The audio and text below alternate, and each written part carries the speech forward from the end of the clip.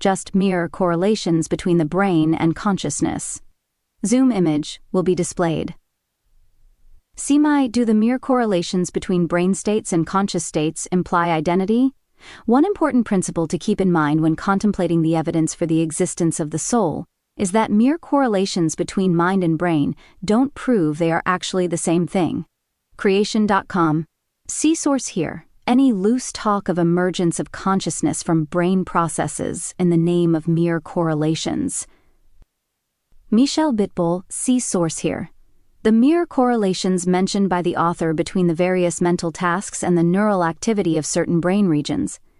Philip Goff, see source here. According to David Chalmers, there is a principled reason why neuroscience is limited to finding mere correlations rather than full explanations. Hedda Hassel-Morch.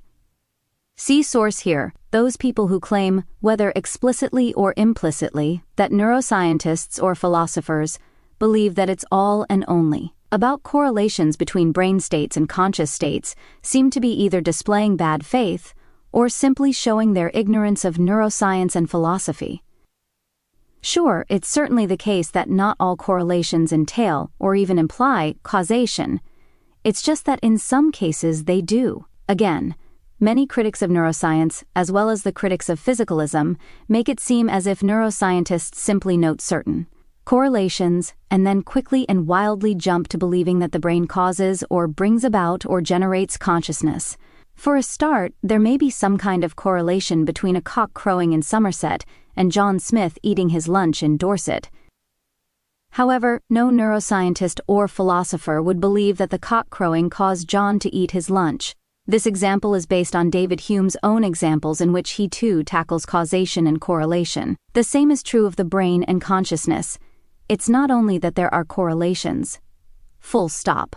Those correlations are systematic, and lots is known about them. So there are a whole host of scientific, logical, and philosophical reasons to believe that it's not just a matter of mere correlations. Indeed, it's about a lot more than that. To repeat, many people often use the phrase correlation doesn't imply causation. This phrase is almost a cliché now. The clue is in the word imply. So some things may well be correlated, even though there are no causal connections whatsoever between them. However, in many cases, causal connections do actually explain the correlations. In concrete and relevant terms, neuroscientists do know that when brain events or states of a certain type occur, then experiences of a certain type occur. So, again, are these still mere correlations? What's more, not every neuroscientist or philosopher is demanding or expecting a necessary connection, which the philosophers who fixated on modal theorizing are interested in between brain states or events and conscious states or events.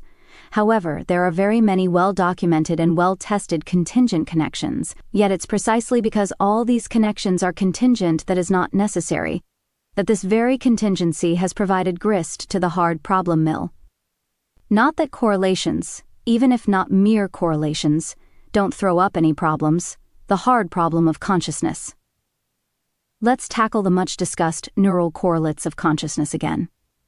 To the neurophysiologist and computational neuroscientist Christoph Koch, these correlates are essentially about the bits and pieces of the brain that are really essential, really necessary to ultimately generate a feeling of seeing or hearing or wanting. It's often said that these are mere correlations.